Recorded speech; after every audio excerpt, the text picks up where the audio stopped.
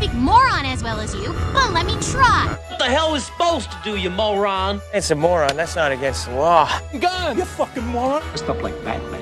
Because he is Batman, you moron. What are you, a fucking moron? You moron. Drop dead. Moron. Whoa! Up here, you morons. Stepping morons like yourself. Me down, you moron! Hey, moron! I would never know. I've got one minute I'll be getting calling about the cans, but sadly I'll need to go get paid. So, Sean, what day was it I came and met you to get that case of beer? Sunday night. Sunday. It's no bad. I've got 2 cans left for that one. I thought you were going to say it's finished. That's why you've not got a can in front of you. No, I had saved 2. When you guys are talking, I'll just fuck off from the camera for a little bit. That's my way of getting a can. You will just have to carry on. See, after the Usually you've not got a can. You've usually got a double A rum poured anyway. After the football on Saturday, so I went to my cousin's before it, and then when we got back, I still had like 4 of those big cans of Sapporo in his fridge, and I was going about to everybody going like, try and crush that, and like, just a fucking loser. And one person, my uncle, did manage to crush it, and I was in awe because they're solid, they're rock hard. You cannot move them. It's unbelievable. It's like titanium. The only big selling point in this alcohol. That's the only reason I got it, because the cans are nice. Beer tastes like shit, but the cans are good. Tastes like fucking rat piss. It's not as good as good old Tennant's, is it? Room temperature if you're Kel as well. Listen, if you're drinking Tennant's, it has to be at room temperature. Don't take it out the fridge, you cretin. Do you have like? See, ever since I got a gaff, man. See, every time like, I have people over, they'll just come. It's in your fridge is just full of like, people's spare cans and that. I've got like Guinness coffee beer and that, and fucking the Hooch raspberry and all that in my fridge. Fucking no space for my own stuff. Hooch, now you're talking. My whole Sean drinks that. All my booze for the year comes for the WrestleMania parties and the Royal Rumble parties, and everyone leaves hundreds of booze, and it just lasts me all year. People come and they bring tons, and then folk like Bunzy are fucked by 11 o'clock and need to get put in a taxi. So I'll bring like a bottle of vodka and it won't even get open because I'll have been fucked and just drank my beer and went home. It's because we're usually going after whipping out drinking all day. Aye. See, but you gentlemen probably won't understand, but I've got a bit of class at the moment. I've been doing red wine recently. Do you know what do you have red wine in Stenhouse and Wire? Yeah. We do, yes. Yes. I've made it over there. Buckfast is the local red. I've heard the rumour is that though, when you're drinking red wine, you need to wear a turtleneck. Oh yes, baby. Listen, this is the year of the film bros and turtlenecks. Love it. They're mad for it, man. Are we recording now, by the way? We are. I suppose we are. I thought I was still in like gorilla position backstage. Vincent Mann's about to shout me on. No. We hit the record a little bit early and just wing it and see what happens. As you'll soon realise in this, mate, that there's no actual structure to it whatsoever. But I suppose we should get started. But welcome in to those that are listening to another episode of Morons Reviewing Movies. You may have heard a strange and unusual voice. You probably won't be able to understand them anyway, because you're in Glasgow or Greenock, if it's such a place. But we do have John McKenzie joining us for the very, very first time. John, welcome in. Hello, thank you very much. And by the way, see, you're talking about my voice. Most people that know me will be sitting listening to this like, what the fuck are you talking like that for? Because see the way I'm talking right now, this is like legible Greenock. It's not. It's not full. Got a camera voice, have you? Aye. But first of all, just want to pay tribute to my favourite podcast. The honesty, the patter, the Scottishness. That is, of course, Open Goal. But I also like Morons Reviewing Movies as well. Is all right. I couldn't get on Open Goal, but it's been a long time coming. As we were talking, so about a year ago, maybe. Daniel was messaging. He's been flirting with me non-stop since, trying to get me on. And I think I was before I even put the bid in for the gaff. And I said to him, like, I would do it, but see the thought of like, being in my room and like doing impressions and that on camera, and my mum walks in like, "You want your tea?" I'm like, Mum, get out! I'm doing the podcast, you know. But I'm in the gaff now, across for the beautiful ball green I heard you talking about last week on the podcast. I know, I was really hoping Still That no first jack of the season would have been But- thrown by now. I do know what date is coming, so if you want to come down for a day out this I'm up weekend, for it. actually. But, I'm up for that. You should do. There needs to be some live streaming of the balls, though. and Like, do you know what? Even Peter on my work was like, "What are you going to do for it?" Like when it eventually, because Peter on my work footing, that even my manager follows the page, and that's kind of worrying that if I'm like posting like, a review for something like 1 o'clock in the afternoon like, during my shift, like, I watched it last night. Post. But I don't know what I'm going to do for the when bowls actually happen. So if you get any ideas, I'm open. But I'm glad to finally be on. These are much better looking on video camera than I thought. Thank you. Obviously. I even got my haircut especially for this, John. This is the only reason I got my haircut today. Anyway, guys, The silence there, that was funny. I love a bit of silence. It's awkward as fuck sometimes. Absolutely cut me off. But John had picked 2 movies for us to review. His camera's froze though, so I'm assuming he's lost signal to the call, or is he still here? We'll get him back in a minute. What a start. Brilliant. Awesome. This wouldn't be a Morons podcast without stuff like this, guys. The 2 movies that we have got to review over the next couple of weeks are The Blair Witch Project and Interstellar. But before we get John back on, we're going to have to somehow work out some filler to get us in there. But we'll start off with who can remember the movies we talked about last time and what the scores were for them. You're back. Hello. Don't worry, mate. We're winging it. Yeah. As we always do. We're 2.5 years into this and we're still winging it week in, week out. You're back now, though. Can you hear us? You better text them, Daniel. Love it. You invite him back in, Kyle. No worries. Don't worry. We've got this. We've got this. Guys, talk amongst yourselves about the movies we discussed last week and your thoughts on reviews that we gave at the time. So is that the shape of what our... Hello. Got Hello. you. Hello. Right. Sorry about that. Live television, man. It's I've got the Farm Foods Wi-Fi in here. It's fucking terrible. Listen, I like to make my edits of this extremely easy with just uploading the full content. I was wondering that is that going to be like white noise for a couple of minutes? Or? It's going to go all in. Don't worry. I bet you as soon as I fucking dropped off here, Sean was like, "That guy's a fucking wank." Pretty much word for word, to be fair. Where did I cut off? Because I don't know how much comedy he's missed on. I was in here doing like fucking Ali McCoist impressions and that whilst none of you were making any noise, which is normally what happens. We were just doing some filler questions, but we're going to scrap that and come to you to talk about the movies that we decided for this week. So we're going to start off talking about the Blair Witch Project. Okay. But tell us a bit about why you picked that. If you heard shuffling of paper there, it is because I am that much a gimp. I sat and took a couple of notes. Yes.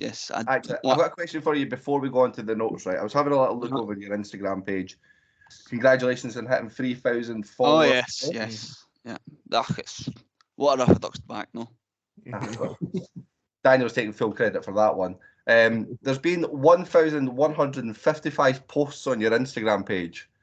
And I think we've got one question in mind as a team that we want to ask you. And throughout all the posts that you've done and all the thoughts that you've had around movies, just how big do you think Dave Bautista's dick is? Do you know what? I knew you were going to say that.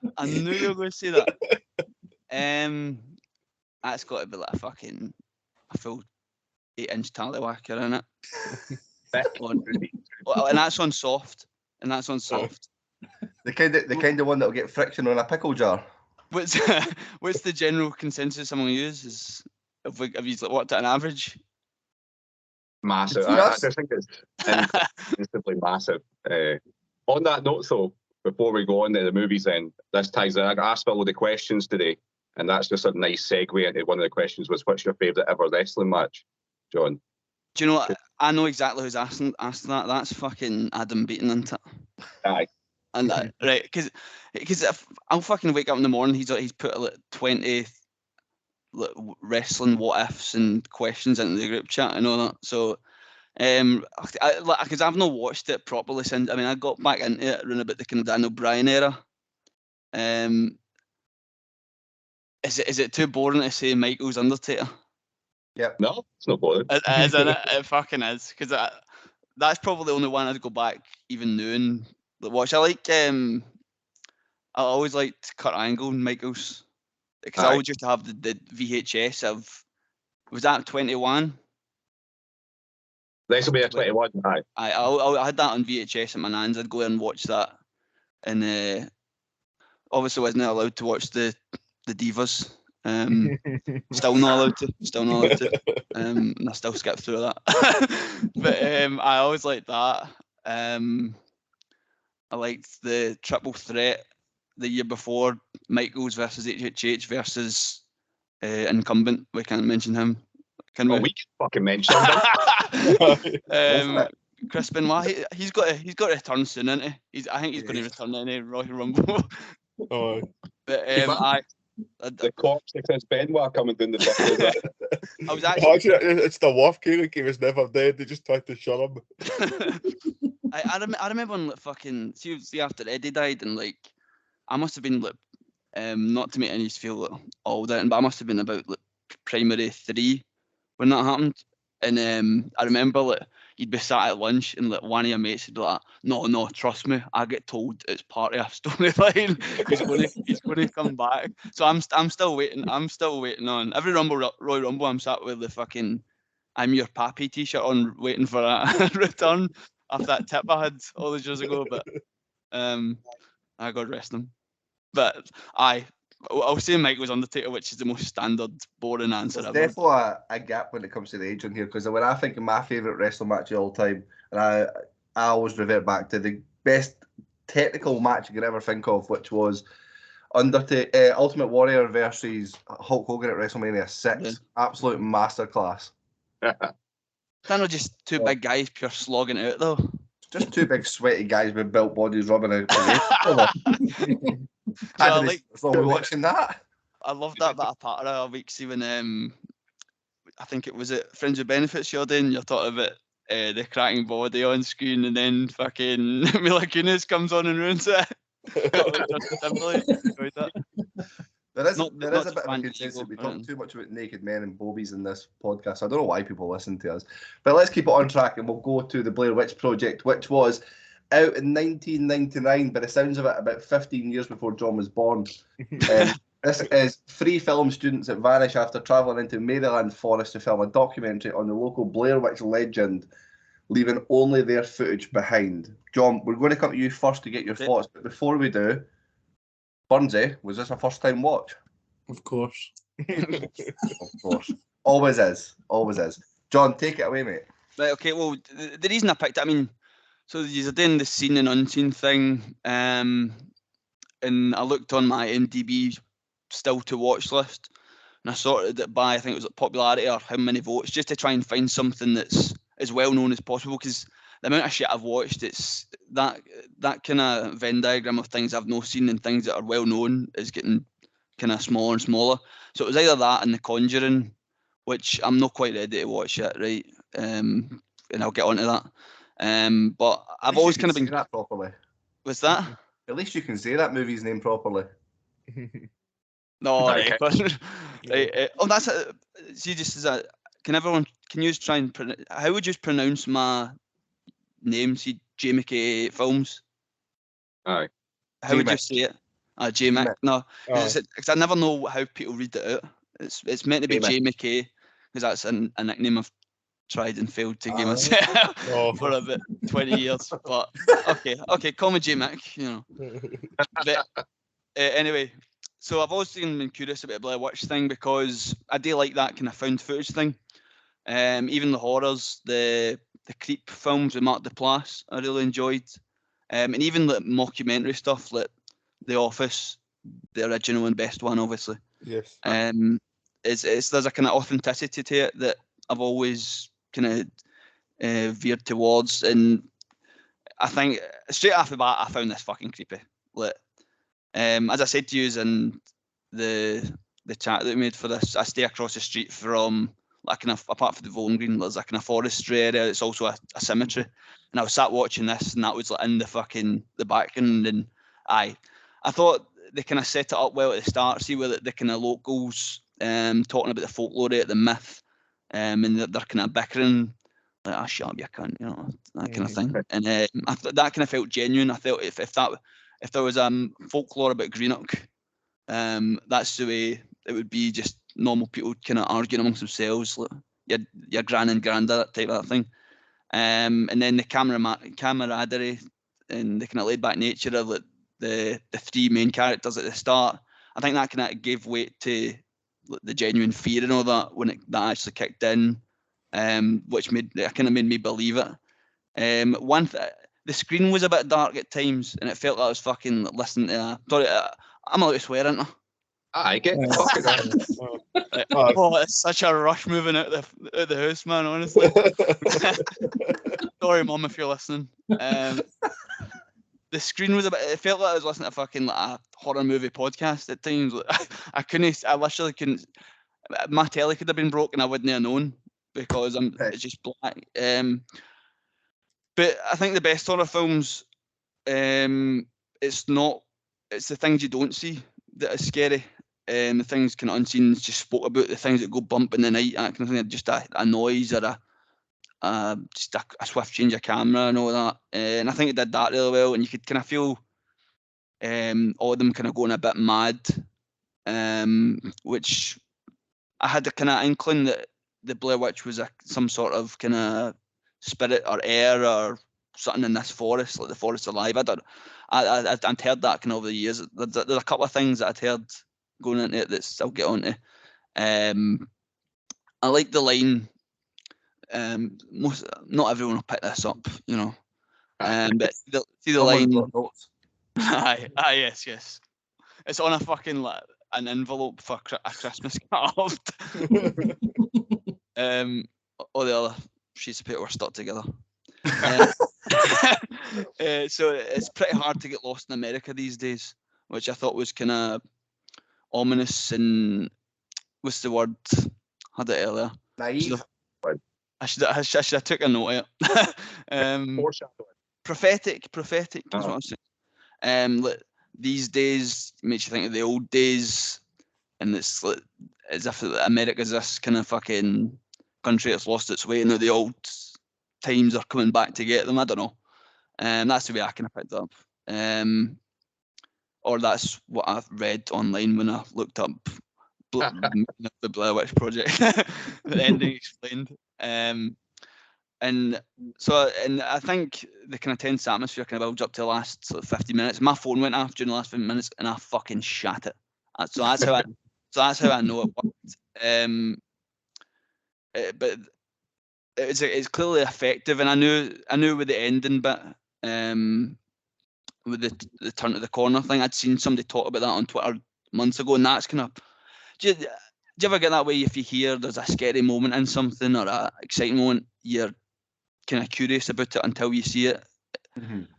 When I was watching this, I was kind of always in my mind, right? So there's this moment, and when it happened, because I'd kind of guessed from the hints at the start about the Waynes facing the wall, and I kind of guessed that it was going to be that, so it didn't quite, and it didn't make me shit myself as much. My phone going off went, so that kind of was the buzz that I was waiting for. Do you know what I mean? And it was my mum asking me what I want for my tea when I visit on a Tuesday show. But do you know what? I found it incredibly effective and unsettling. And as a thriller, I really enjoyed it. And this is the part where you all tell me that I'm not welcome back on because you don't get that. We've got some polarizing views when it comes to movies. Well, I'll kick in here, but this was a first time watch for me. I don't know why I'd never watched this before, but it's never been one that I've ever fancied watching. But I would say that I was totally gripped by the experience of it, and I'm not an outdoorsy person. The thought of going out camping is fucking horrendous to me. I'd rather sit here and get my nails done than go out camping. But I felt the tension growing all the way through it. So that thought and feeling of being lost somewhere and continually going in the same circle, saying the same stuff where you feel like something's closing in on you, that freaks me the fuck out. So sitting watching this in the darkness, late at night, all the lights off, blinds closed, curtains closed and stuff, properly added to that fear factor. And I felt myself on edge, although I knew that it wasn't the most frightening movie that's out there, but it's just that thought of something constantly chasing you. The only thing I couldn't get out of my head with this movie is how fucking annoying the main female was. Yeah. I could not stand her. She was so frustrating to listen to. She was a weak actress as well, so it made it hard because I just didn't believe anything that she was saying or how she was acting. And I just felt that these two guys seemed to not be able to stand her from the start, but they just kept taking direction from her the whole way through this. Did anybody else feel that? No, Aye, she was I didn't mind her at all. Yep. I kind of thought that she knew one of them, but like the other guy who had the camera, I thought like he must have been like a friend of a friend. They just picked him up like. I got the impression that he was just brought along for the ride because he had the tools for the job.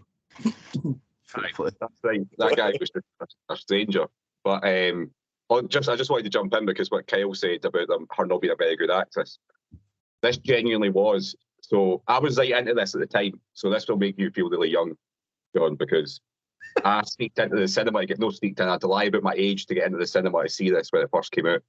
And the buzz leading up to this coming out, it was like the first viral film, if you want to call it that. It was the first thing that everyone was talking about for fucking months. And look, we were sort of talking about things being at work and you believe in Eddie Guerrero was going to come back to life and all that, right? Everyone at my school believed this was a found footage fucking snuff film. It was marketed that the way it was marketed was genius. Like, everyone thought this was genuinely. It was the cast list said like they're literally deceased, wasn't it? Something like that. So they were meant to be missing or deceased, and it was their real names. So the actresses and actors, it was their actual names that they used throughout the film, and they were just 3 student actors. So the way that they made this was the folk that were in charge of doing it hired 3 student actors and genuinely made them just go out into the woods. And they gave them like a GPS. It feels like it was like a genuine moment in pop culture. Because even when I was a wee guy, I was aware of this. Like, I was born in 1997, so I was alive for the Blair Witch craze. I just didn't. But even as a wee guy, I do remember that people reference it. And Kyle, when you mentioned the ladies acting and single out the female, all my female followers know that I'll stick up for them, so I'm not gonna have a kick down at that actress. I think she was good. What I'll do is I'll cut in the part where you're slagging off all the women and I'll add that in here and they can expose you fully. Oh, it got bordy in here before, it really did. Or just a couple of lads But I eating just found Boys her crisps, talking about women. Incredibly annoying. I found her frustrating. But that could be down to being a fantastic actress at that point for that type of movie, because I genuinely disliked her and I felt like the other two, not even a halfway into the movie, started to dislike her and not trust her. And she was very selfish and she caused them to be in the situations they were in. And that just added to my frustration watching this. But it was very much an edge of the seat type of movie where I found my anxiety going up whilst I was watching it. And we've talked about films before that raise that anxiety in you, and we talked about Uncut Gems, and I felt very similar to this one. I was on edge waiting for something to happen. A couple of times sitting there, I'm always wearing a hoodie like this. Hoodie pulled up over my face because I knew something was going to happen. It was going to make me shit myself.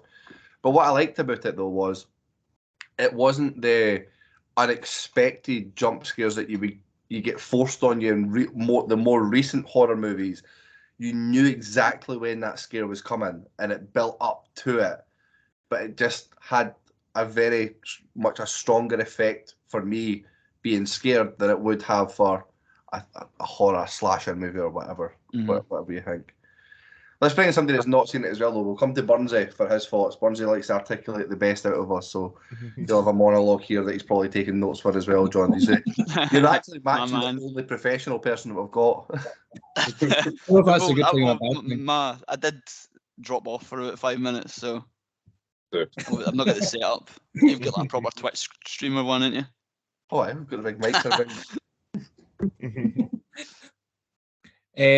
I was basically adding on from what Kel had said and yourself, John. It's like I thought that it was. I think when we started watching films, I preferred films that were ones that were horrors that were making you like jump and shit yourself and all that kind of stuff. Whereas now that we've watched a couple of ones which are more about tension building, and that's definitely my sort of, I'd say the ones that I like are my favourite sort of horror films. I think how they had the handheld cameras, that was really enjoyable for me. I think if it was like, if there was loads of films that had done similar, then I might have thought it was a bit boring having that part. But because that's the first one that we've watched for sure, I don't know if there's many out there that do that, is I think it made me feel as well is that sometimes it'll be quite often that Daniel will say something and he'll mention something that he saw, like what it was it in Night? It wasn't Knives Out. What was the one we watched that was similar to? I can't remember the name of it now. Glass Onion, where they switched the glasses. Glass Onion, yeah. Where they swap the glasses, but it's like you spot stuff like that, but I'm oblivious to a lot of stuff that happens. But I think because it was a handheld camera as well, it made me feel as if I had to concentrate even more, because there'll be things that going on that maybe the camera isn't catching, so you have to either take things in or spot it yourself, and they're not going to just tell you everything, which I think helped with my sort of concentration of it as well. The start of it too, I thought was well done in terms of they gave you a wee bit of background instead of just going right into to them being on their trip, camping, etc. And it made me think of like what I would be like in their position. Not that someone like I wouldn't want to go camping or anything like that, can worse at this stage of my life. But if say you did get lost, like I felt like when I did hill walking and that a few years ago, it's like if I'd got say lost and I couldn't find my way back down or something, I'd be absolutely shiting myself just when it's like getting dark or whatever, and then even wee noises that you'd hear and all that kind of idea. And I thought the actress who played Heather, I thought she was good in it. I thought that when she was going through all the guilt and sadness and emotions and recording the video and all that kind of stuff, it made me feel believable. Obviously, I knew going in that it wasn't a true story, but you could tell that when you were mentioning how when it came out, it was portrayed in that way. To me, it did feel as if they sort of lent itself into making you think it was something that was true. And also the ending, like we've went on quite often in films, how the ending seems to go on forever. They don't know how to end the film or whatever. Whereas I thought the ending of this was perfect because it left you unsure of what had happened, with the way the camera just obviously stops working, and you've got an idea of what's happened, but people could have different opinions of how the ending was. But I thought it was perfect how it just stopped and that was it, and left you sort of making up the ending for yourself to an extent of what you believe that actually happened when they got there, and obviously he's facing the wall. So no, I really enjoyed it. I don't think there's any bad points really in it. It flew by as well. I think it's only maybe 90 minutes or something like that too. So I thought it was really enjoyable. See what you said about the ending as well, like, and I've not even thought about this till now, but see how it was such a big go to the pictures thing to see, and it was like a kind of phenomenon. You can just see with the kind of ambiguous end, you can just almost kind of feel every cunt back then's breath, just kind of looking about, what the fuck, that kind of thing. It's no like you see them walking off into the sunset, or it's everyone just kind of dying to talk about it type thing, and I like that. It was good. That think if you've missed something too when you're watching it. Like I'd like, because if it was a film that just came out, you'd be tempted to go back and either like watch the last 5 minutes, but like, did I miss something off? But you just knew you hadn't. It was more just, it could be, to me, it's like, did they all get killed? As the guy that got taken away, is he being turned and he's the one that's killing them, and it was all a ploy to get them inside? There's probably other ideas that you've got as to what actually happened at the end, but I think those are the kind of best, instead of a film doesn't need to make it all go in a circle and tell you everything that happened and line it up for you. It can be left and it can be left and make your own mind up, and then it provokes more discussion about it too. I'm glad you mentioned that, Burnsy, because my overarching thought afterwards was that sorry, to go back, right at the start, you get all the little different bits of sort of folklore and all the wee local area, right? But you notice that they all tell very inconsistent stories. Like, everyone's story is completely different. It doesn't give you any idea really what they're going into. So at the end, it's not like you can say, like, obviously they mentioned the person looking in the corner, but it made me think was the part of that story was that a guy went mental and murdered all these kids. So did the guy that went missing, did he go mental and become the murderer? And that was the way that I took it, that it was him that did it. He survived and he's about fucking killing other cunts that end up in the fucking forest. Yeah. But I spoke to other people like after it, and they were like, no, he was already dead. And the witch was just using his fake voice to lure them in to fucking kill them. So people have ended up with totally different ideas. But you're spot on, John. Like, see, after the first time I saw this and it was such a big thing, everyone was like, what the fuck? Some folk were angry about the ending. I remember at the time people were like, that ending was shit. Like, they never showed you what really happened and all that. But that's the joy of it for me. Like, I thought it was perfect. I love this film. Too. I just wish my fucking phone hadn't gone off right before it and kind of took that away. Because it kind of...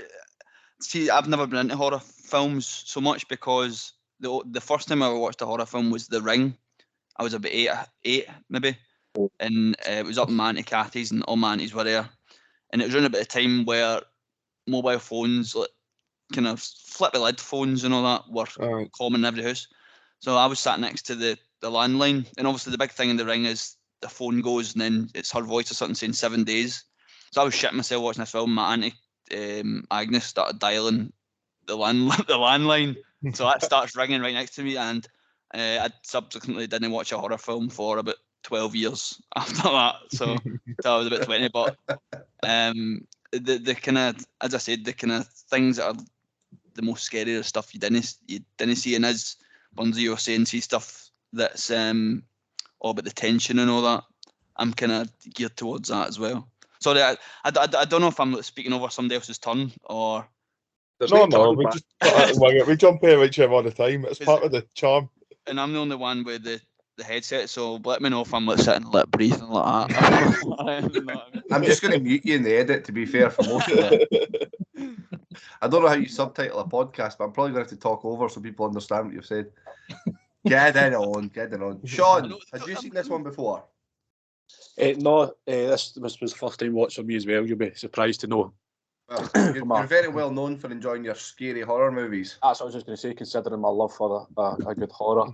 Especially this kind, like the scariest film that I've ever seen. Well, actually, the scariest film I've ever seen was Women in Black with Daniel Radcliffe in it, which is a 12. But the second scariest film I've ever seen is Paranormal Activity, and because it's like, it feels like you're there, and it feels like you're going through, like when they, obviously, because this was mid-99, so they're using like the big, massive, like fucking handheld camcorders that like your dad would bring out on Christmas Day and stuff like that, and would get kept up in the loft with a layer of dust over it. But like, you just felt like that you were there, so it added to the stress of it. Like, I watched this with Laurie, and like she had said that she'd seen it over 10 years ago or whatever, and she said, I think it's absolutely shite, you'll hate it.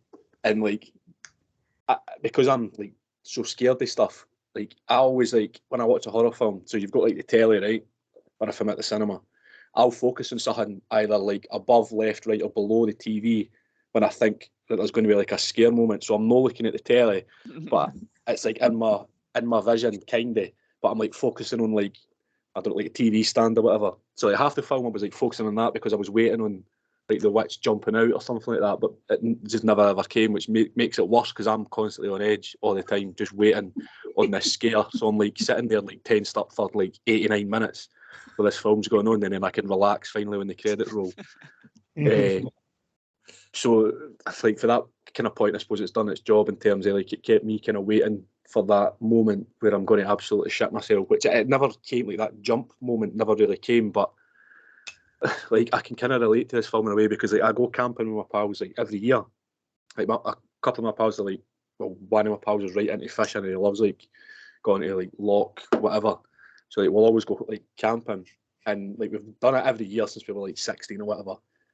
And like to be in that, I can just picture how I would be. Like I would proper like greeting mess, if I heard like somebody talking in the distance when I was in my tent, like it's genuinely my worst nightmare when I'm there. I fucking hate the thought of like, and I always wake up in the middle of the night and like you hear rustling and I'm like, there's a guy out there.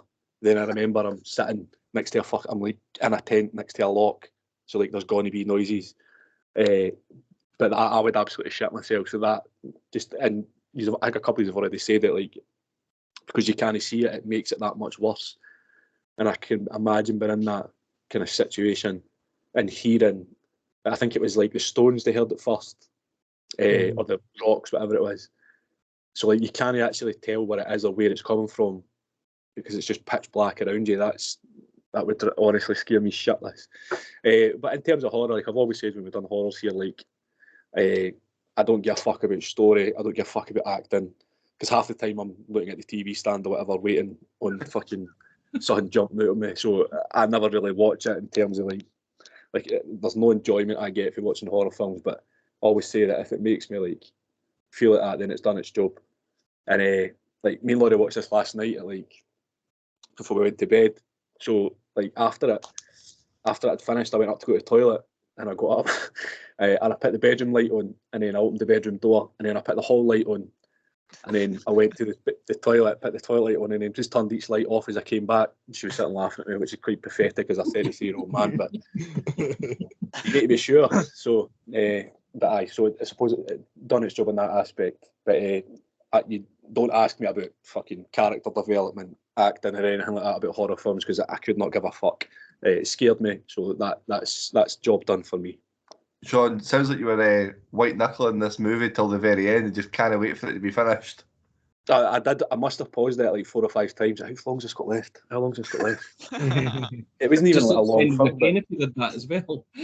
What? You just extend the pain if you keep on pausing it as well. You just keep yourself sitting and looking at the TV stand for even longer. I know. I did have a chuckle shot when the movies that John selected came up because horror and sci-fi are your two most hated categories when it comes to movies. Oh yeah, I know. This is personal. He's obviously noted that down on that. You know, I'm surprised at your reaction so far. I'm taking this as a win. But we've still got Interstellar to go, I suppose. So, I think Interstellar would be more painful if we hated that. To be fair, but I'm shocked Sean like this. I expected all these nice things to be said, and then Sean come in and shit all over it like you normally do. No, well, I mean, you're saying like I liked it. I didn't like it. Like I do not like any kind of horror film. I don't find that an enjoyable experience.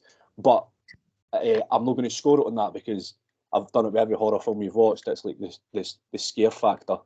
So that's what I'm going to score it on. So like, I don't enjoy watching this kind of film. I don't know how anybody can enjoy sitting there like and get a buzz out of fucking being scared shitless.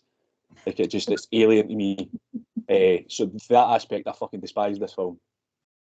Sean, I wonder how you get through life. See, like every day in your life must be terrifying. Like you're the most anxious, like nervous man I've ever met. It must be a fucking nightmare being you. It's very taxing. I mean, very taxing. Had grey hairs by like 4-year-old. It was really a hard life. When you talk about going camping as well, I can just imagine now that if we find out where you're going camping, the 4 of us will just turn up and start making noises throughout the night just to make sure. I actually think you should do that as a special. We rock formations outside the tent to make up to. I heard there's I'll tell you a wee story right about camping. We can go to. So this was I don't know how long ago. I was maybe 17 or 18, right? And it was actually me, my pal Ross, and our pal Big Dave. So obviously me, Dave, and Ross went to school together.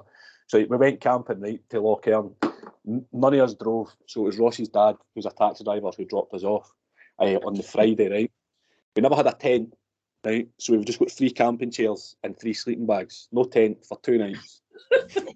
And the only food that we had was like tatties. So we were just like putting the tatties in tinfoil and then eating like a baked tie, basically. But it was just all blunt to fuck.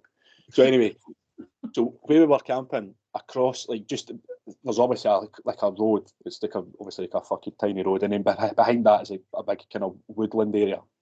So like we would go in there to get like wood for the fire and that.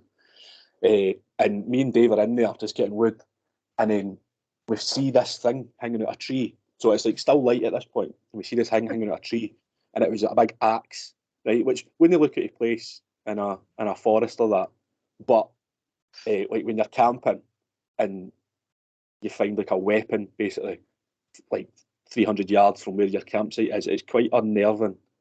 I mean, somebody could be coming back for that, and then they could see us. Take it? We took it, aye.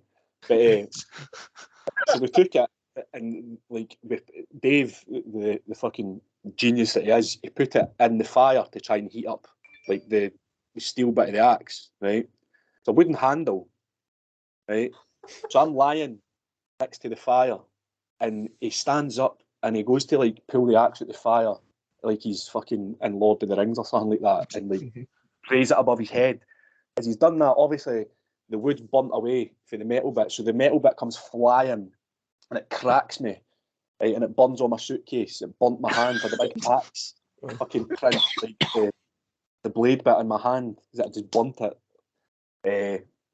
So there's nothing really about being scared. There was no murderers or anything like that, no witches, but aye. So now, I mean, back then I was kind of less of like a rule number one of like camping horror films probably don't steal the axe that's been left behind. Aye, I know. I mean, you never know when you could need it as well, I suppose. That's true. If somebody did come looking for it, I mean, we've got the axe and they've no. So that just means that they would come and get their axe back, definitely. Whereas if we left it in the tree, they might have just took it and then went away. But we'll have to tell the tale. Actually, that involves another mutual friend, Neely Mackay. So me, Neely, and Dean, these are folk you didn't know, John, but both wild in their own different ways. We were about 14, the same thing. My dad just took us somewhere and dropped us off. But there was like 2 or 3 other folk camping at the same sort of place. It wasn't like a campsite, but it was a place that folk went camping there. And we were the same. We were bored out our fucking nut within like 5 minutes, right? And the entertainment, we're going to get cancelled for this. The way we entertained ourselves by day 2 was trying to hit cows with bricks. Different distances. Fuck me. That's great. Insert Moron's music here. Exactly. Timestamp that for edit. Cut that. See, on the subject of animal abuse, sorry, have I jumped in? Did any see my poll that I put up the other week? It's like when you're in secondary school, did any have a chippy that people would go to and like buy chips and chuck on the road and try to get seagulls to come and eat them so they get helped by a car? Ours was worse than that. So we would chuck chips towards a guy called Pezzo / Magneto. He was called Pezzo or Magneto because he had a magnet on the end of a stick he would use to pick up pennies, and we would make him chase food with. God, I sound like a vile cunt. The last like 5 seconds of this has made me sound fucking horrible. Let me jump in and bring this back on track before we get some more reviews from the Morons that haven't spoken yet. Daniel, do you have any other questions that we got for John on Instagram today? Yeah, I've got loads. So I'm going to split them up into both episodes. So I'll take a random selection at the moment, right? So there was a few that I liked. There was a few that were shit. But that was just from his mum and his aunties. What do you want for your tea tonight? Tell that bastard to answer his phone. One of them I quite like is being now quite a big time social media movie influencer. Does it get you a lot of female attention? Oh, they're loving it. Aye, I can't say it at the moment. I don't want to jinx it, so I'll probably just. That's a man that's got a selection of females on the go right now, and he can't exclude. I couldn't get a bird in a pet shop, mate. I couldn't get a bird in a pet shop. Do you want to probably cut that wee bit out? Can I plead the Fifth Amendment on that one? Of course you can. You picked the worst one to start on because I'm just basically fucking ignoring it. We'll put a picture of all of us on the screen up, and you'll look like a stud. Don't worry. Yeah, guys who run film Instagram accounts don't tend to have birds. No. But you just kind of broke free of that. You have broke the mold. No, we had to get them like locked in first. Then started it. You got to do it in the reverse. That's it.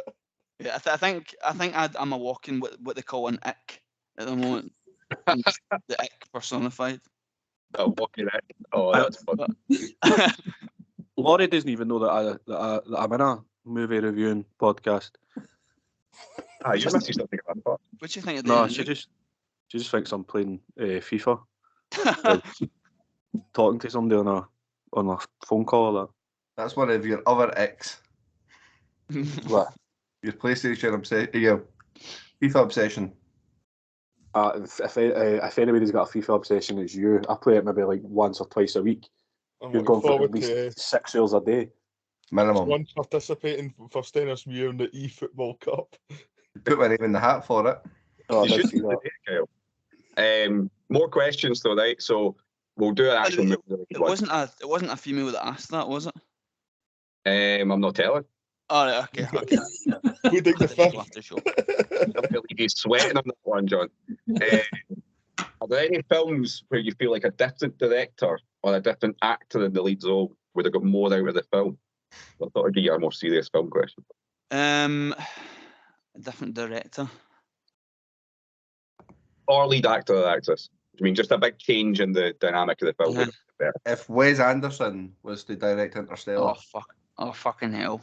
Do you know what? See, aye. So see the film Gravity, with Sandra Bullock and George Clooney. I always say this, like I like George Clooney, but see when you look like that, right? I feel I don't buy him unless he's like, walking about in a tuxedo, and if he's doing the whole fucking Ocean's 11 Danny Ocean thing. And when I look at him, especially even when I look at him in like, and I'm not a big fan of the Coens. When I watched like Oh Brother Where Art Thou, I don't buy him as like a pure redneck. I just see him.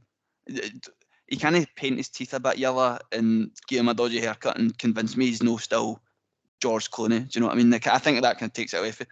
And I don't really think Sandra Bullock was great in that either. But I do like the director. I think is it Iñárritu or Cuarón? Yeah. And there's a really good story there, but for me, everything just kind of fell flat. And I think if you give me that film and you give me the casting, I'd probably make it better. So I'll go with Gravity. That's a good shout, because I was grossly disappointed by that film, but I couldn't quite explain why. Aye. I think you made a good point, because George Clooney, no matter what, is just a handsome, suave bastard, and that's shagging women and drinking cocktails. That's it. And even I mean, that came out the year before Interstellar, but and Matthew McConaughey's a good-looking guy, you know. But I can buy him, and stuff outside of like the Lincoln Lawyer type thing. But where George Clooney, I struggle with that for some reason. I think he's got a charisma that only works in that setting, you know. In a suit or in a Batman suit. Oh, aye. Was it him that took the Batman through the McDonald's drive-thru? His Batman suit's the one that had nipples, eh? Yeah. He had nipples in the back credit card. Yeah. Fucking awful, man. One other question, then I'll keep the rest till the next episode. Keep it light-hearted. What's your chippy order? Pizza Crunch, chips, Can I Am Brew, a Bosch. What do you have on it? See, this is where people will be like, just tomato sauce for the chips. I like a dry Pizza Crunch. I just raw dog the chat right now. I just raw dog the Pizza Crunch. He's gone. I'm kicking him. Salt and vinegar. Just to follow you that probably up. all got that salt and sauce thing though, aren't you? These are Yeah, part man. of the East Coast, Ken. No, fucking. So this is a big thing with folk in the G postcode area, that they think anyone that is not in the G postcode is for the East Coast. Well, actually, I'm in the PA postcode area, so. It's just going to follow up. Obviously, not done your research. Actually, John, Sean regularly posts in our one question every so often just to see if it's changed. He posted it the other day, so I thought just to follow up your chippy order to see if you were to go to the shop, like your mum used to give money to the shop, but you used to go to the shop now. What is your go-to juice, crisp, and sweet? Right, okay. Juice is Diet Coke. I've got one here. Other soft drinks are available. If any brands are looking into me, well, listen, I don't think any brands will be looking into me after this podcast with the animal abuse stuff. Sweet. Either the I love a Haribo Star Mix, and that's still my hangover sweet. See the one with the wee blue spaceship or something, the wee blue bag. I like a Bueno crisps. Nowadays, I'm veering towards the Max Strength jalapeno and cheese one. Tell you, they're good. They're good for a winch after. I was going to say this is like. I like it. Do you know what I also like? See the Walker's Baked salt and vinegar. Walker's Baked? Are you on a fucking diet? Mate, they're banging. They honestly are banging. I know you prefer a different kind of baked. To be fair though, I don't think I mentioned the podcast, but I mentioned outside of this, the new Watsits, crunchy Watsits. Oh, they've got the flaming hot ones, or either or's fine. It's like cheesy knick-knack. Imagine knick-knack consistency flavour. That's what again, my favourite is the jalapeno Cheetos, which is the closest thing you can get without paying a $5 a bag at the American candy shops that you offer buying a bag at you. So the flaming hot Watsit crunchies are an impeccable good second choice. We get them American candy shops. It's flying up like every 2 weeks. It's like a new one. It's just called some sort of scheme. Oh, it's definitely a front for a cleaning dog money. That's all it's for. You sell nothing but Elf bars. That's it. Elf bars, Prime, and fucking Cheetos. Oh, Prime! I forgot about Prime. What's the best shopping week, eh? We're too old for TikTok, so that reference just went right over. I only made a TikTok like 2 weeks ago, and more than about a month ago, but like I don't watch, because people tell me like, oh, you get addicted to it and you scroll through it for hours, and I've posted ones on it, but people say, oh, who's your favourites on it?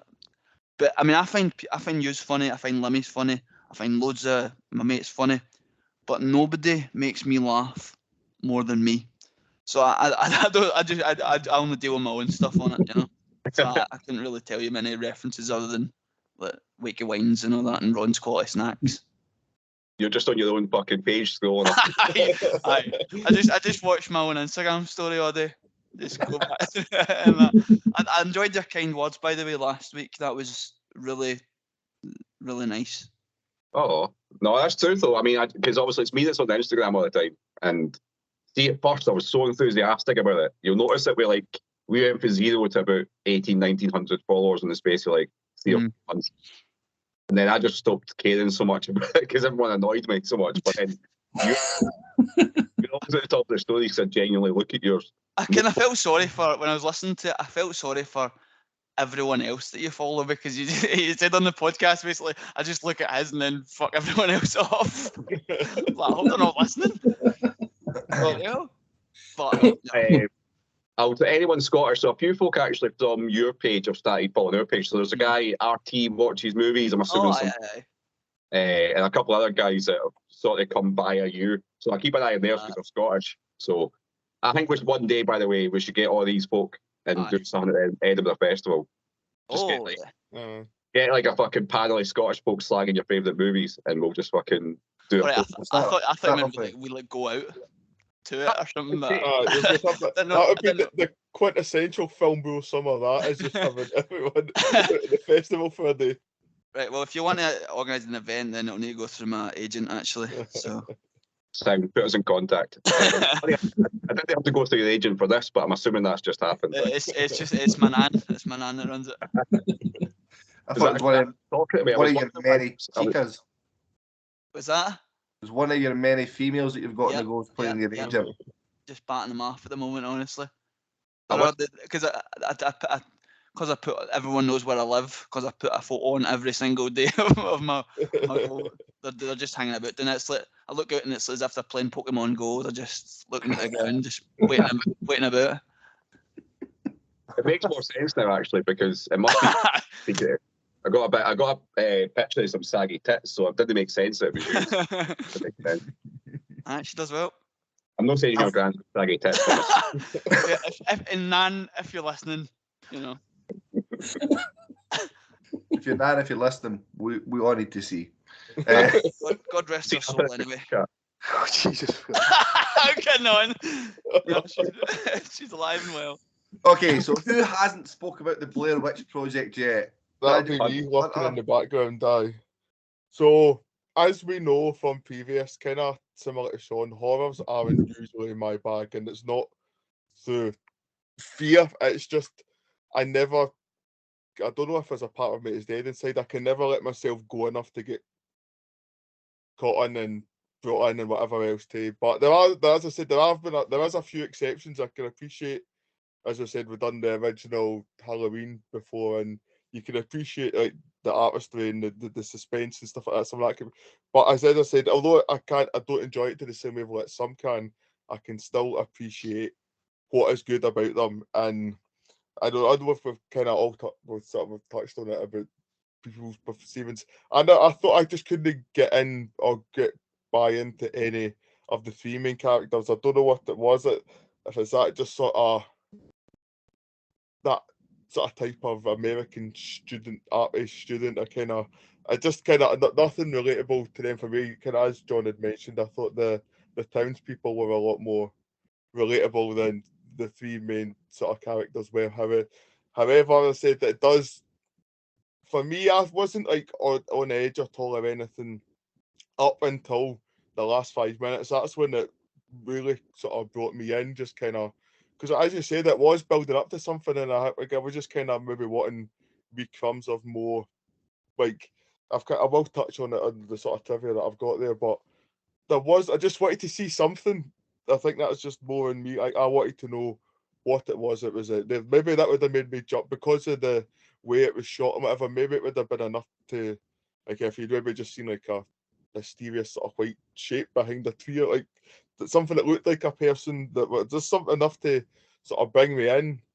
However, kind of as I said, these are me issues, and I'm still trying to show that I'm being very appreciative towards the film as it was made, because I remember, I was obviously, because Daniel, we're similar ages, that I don't think I'd quite snuck into the cinema to go see it, but I do remember watching it on a dodgy DVD or something that was cutting about back then. And again, I think even that, because then you're watching it, basically you're watching a camcorder recording of a film that's basically a camcorder recording. So I think in the back of my mind, that was like, because of the quality of that, I hadn't enjoyed it then, and I've kind of gone in to watch it again now. So I think I've did reference it. Obviously, said to watch it, it's like, I did wonder how everyone was going to be.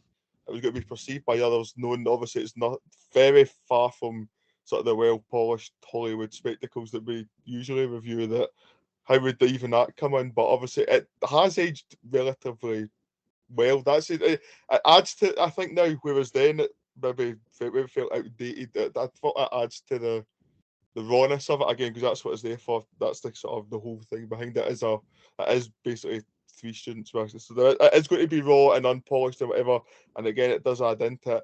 However, what I was going to say is, building up, as I said, the ending was the only bit that got me, and I do like the bit with the ending that's kind of like, obviously this doesn't happen in the Sopranos, but you see that wanting more at the end or something, making you still question what's actually like what happens next. I think it does that really well. Like, you're left, and as Kenny said, nothing has to end perfectly happy. You can be left wanting more, and it can still be done well. And again, I think this film did that. It's a good point, actually, because the worst thing that they've done with this is there's sort of like a Blair Witch franchise. They've done. Yeah, I've never watched anything else about this because it's a one and done thing. It's like a unique one-off. Aye, and the sequels, and I've never entertained thinking about watching anything else with it, because it's going to be a well-produced fucking Hollywood typical horror film after this. This was like, my score of this is going to be probably higher than my actual enjoyment, because I appreciate that this was like a moment in time. This was like a real cultural fucking shit for people.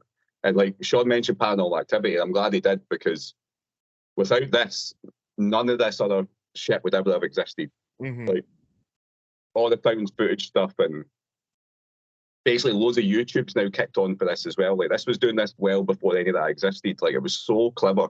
And because I love this so much, I remember reading loads about it, so I don't want to jump on your trivia because you'll probably have looked this all up, how much it cost and all that. But the fact that they just hired 3 actors and said, like, you're going out into the woods, and they actually camped for like 9 days.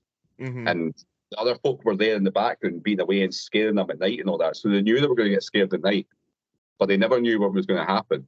Like in real life, genuinely never knew what was coming up. So like, they'd wake up and they'd see the stone piles, and they were just told to react to what happens. So all the shit you see is just 3 shitty actors, which they were.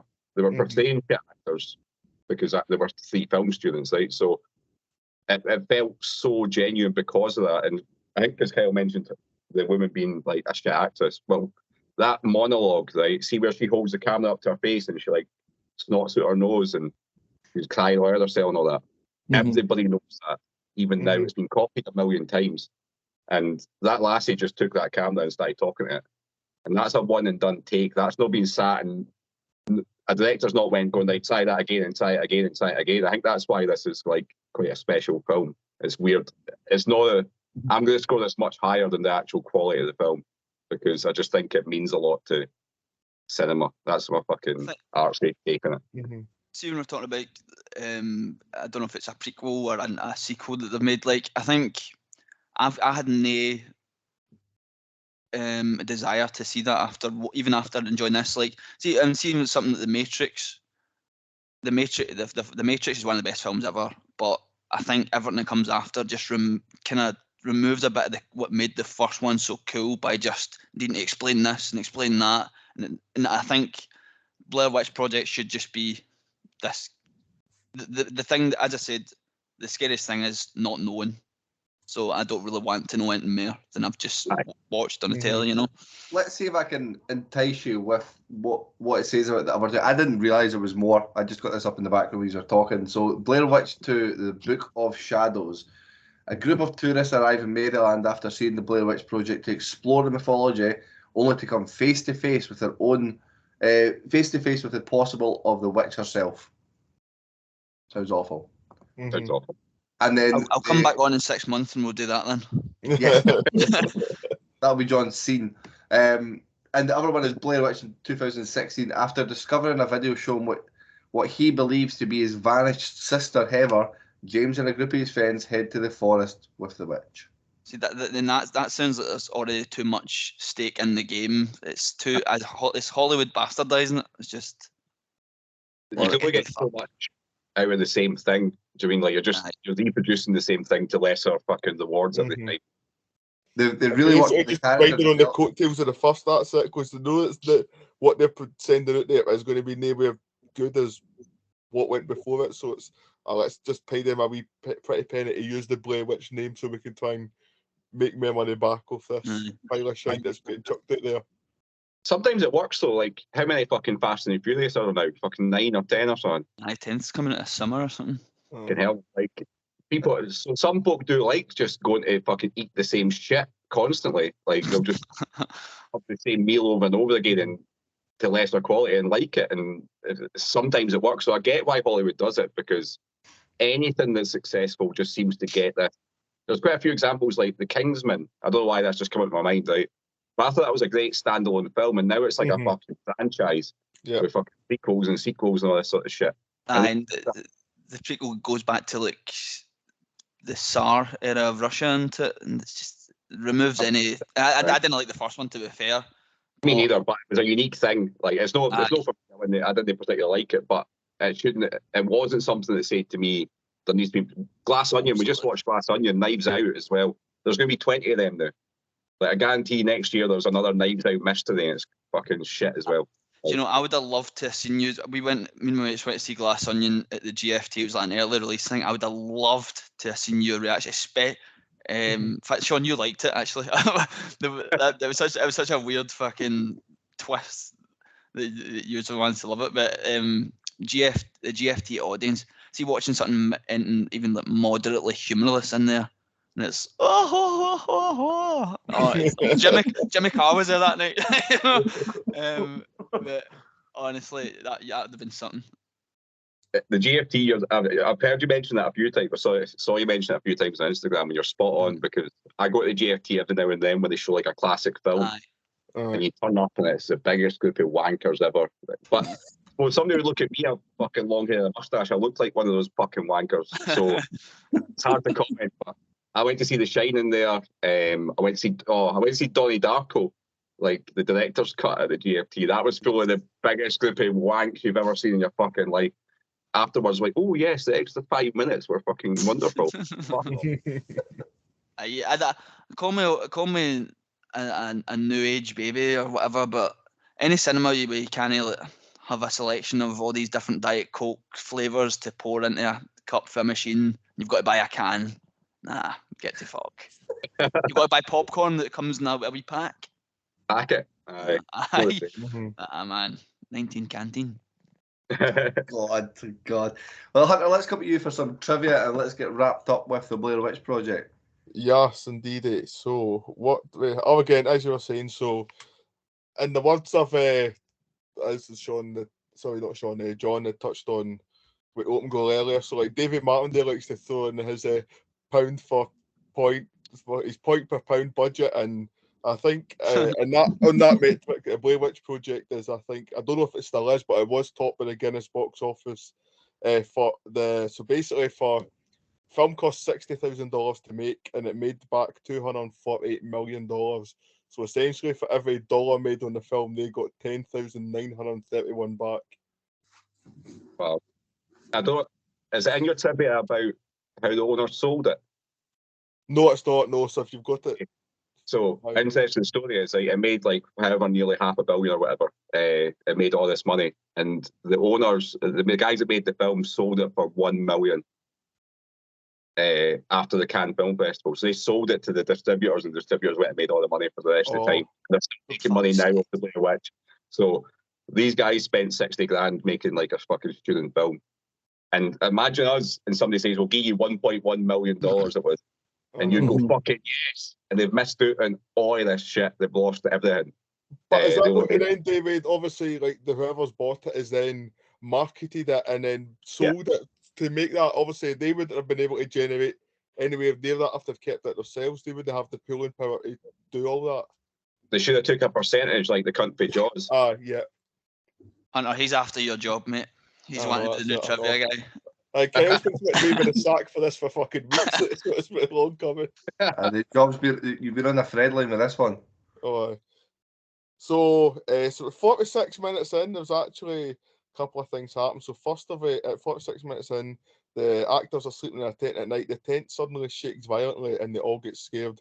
This was actually unscripted, and the director shook the tent. The actors were actually scared. So kind of touching on the stuff that Daniel said, that they were alerted to beforehand things might happen, and then things that they didn't know what it was. So that area of that sort of worry and suspense was, as I said, it was genuine. And also around the same point, so as that's happened, so at the same point in the film, so Heather goes running out the tent saying, "Oh my God, what the fuck is that? Where is it? What the fuck's that?" At that point, there was a object which was meant to be the Blair Witch standing there, like in the background, like sort of, I'd imagine it would maybe be like sort of Mike Myers-esque. However, the cameraman forgot to turn the pan towards the Blair Witch, so the Blair Witch never made it into the film. And I think it probably works out for the better for that as well. Yeah. You don't see it. It's just wee things like that. So John, you would have enjoyed this one. So the first cut of the movie was actually 2.5 hours long. 2.5 hours? Yeah. Fuck me. So I'm glad that never happened. Exactly. That was my thoughts when I read that. How long were they meant to be camping? That was like 2 weeks. You got to see that full day of them just walking the wrong way. Yeah, they literally got I start to finish them starting at that bush and then ended up back at 12 hours later. And lastly, apparently Heather Donahue brought a knife into the forest while filming, as she didn't like the idea of sleeping with two guys. But following on from that, the slime on Josh's backpack was actually KY jelly, so somebody was looking forward to sleep with two guys. Dave Bautista was there. We needed KY jelly. It was a bit weird to see them in the tent together. Eh? Like it was a bit. That tent must have been fucking stinking by day 5. Oh, that's why Sean never took the tent. He was stuck with his Big Dave for a few days. We just sleep out in the open. We don't use tents. Let everybody see. Well, guys, this does bring us to the end of the Blair Witch Project, which seems to have been positively reviewed by all of us, but down to the crux of it is to get scoring. For those of you that have never listened to us before and are a little bit confused with how the scoring works, we do it on a 0 to 5 rating, but on increments of 0.25. Typically what we all do is most of us score it fairly highly and Sean comes shooting in with like a 1 or a 0. So this is going to be the exception to the rule that we normally have. John, you get to score it first. Okay, so I mean, my metric is normally a 10, because I'm just double the guy. So I give this an 8, but I'd probably say it's somewhere between us. If we're going down the units, probably a 7.5, 8. So I'll get a 3.75. 3.75, strong start. Hunter? It's a solid 3 for me. Solid 3. Sean? A 3.5. I think these are all going a little bit low. I thought this done exactly what it said in the tin. I'm going to give it a 4. Wow, that's so much higher than a 3.5. Massive. When it comes to dizzy with those fucking dizzy up there. Can I just say, by the way, Sean and Kyle, I must have a calming influence on you two, because see the last couple of weeks, the tension between yous. I don't know if you're going to fight or get halfway each other. Even my missus has texted me saying, "Oh, Sean and Kyle fell out." Was that last week with the glass onion thing? Oh, that's hilarious. See when you clearly had something that fucking right there waiting to pounce. That was brilliant. I've got about 7 starred WhatsApp messages in preparation for it. Fucking Tom Cruise and a few good men. For Shape of Water as well, you were ready to get on at him about the fucking his comments on Back to the Future. It turned out you just didn't understand fucking films, Sean. I don't understand a lot of films, so that sounds about right. And speaking of that, wait till you hear my review for the next one. Talking about nobody able to understand something. Bunzy, what are you giving this? Hey, I'm going to be your pal of the day. I'm going to give it a 4 too. Ooh, old pals act. Daniel? I'm on the 4 side. This is a 4 for me as well. I think it's a bit nostalgia makes me score it higher though. Let's give Buns a couple of minutes. He's going to have to add an extra number in this week. A resident accountant does struggle without his calculator. Have you worked out for us so far, Bunsy?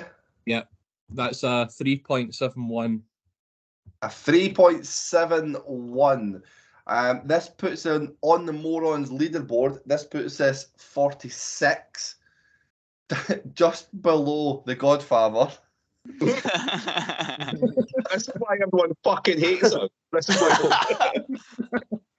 I mean, see if you take away the actual number beside them and you say that this is next, people would probably maybe have this in The Godfather as their top 2 films. It's when you realise they're like 42nd and it's 3.71 out of 5. Because when you look at the other ones that are joint with The Godfather, Jojo Rabbit is the joint with The Godfather. But you hated that to me though. I hated that. I really enjoyed that. Jojo Rabbit. But Daniel, see how you said no one everyone hates you. See, fuck them, because there's a million podcasts I could listen to that tell you how good The Godfather is, and I'd agree. But I like the ones that use where it 1 or 2 are to cause a bit of controversy. That's what makes Hughes Hughes. And I think he's, not to sort of blow smoke up your arses, but don't give yourself enough credit. Especially Hunter, see your critique of Fury. It was generally one of the most nuanced and well-balanced arguments I've ever heard for a film. So take that. Oh, thank you. Very much appreciated. Hunter's missus is getting a good shag right after that. I just thought, I know. That's wait to film mass for a week now. Well, what a nice way to finish the episode. John, thank you very much for coming on your first ever experience of Morons Review Movies. I hope it wasn't too bad. Good first date. Yeah. First one. Then what we do is we pretend that we've had a week in between episodes, although we're just going to record again in 2 minutes. But we pretend to the audience that are listening, they don't really know. They're not that smart. But thank you very much for listening. We Morons bid you farewell.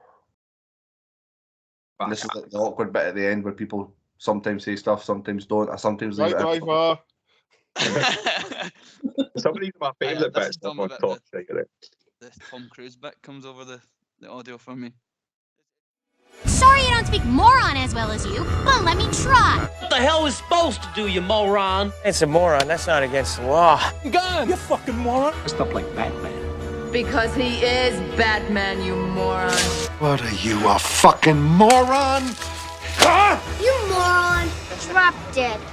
Moron. Whoa! Up here, you morons. Stepping morons like yourself. Me down, you moron! Hey, moron! Bid you farewell and good luck, morons. Bye.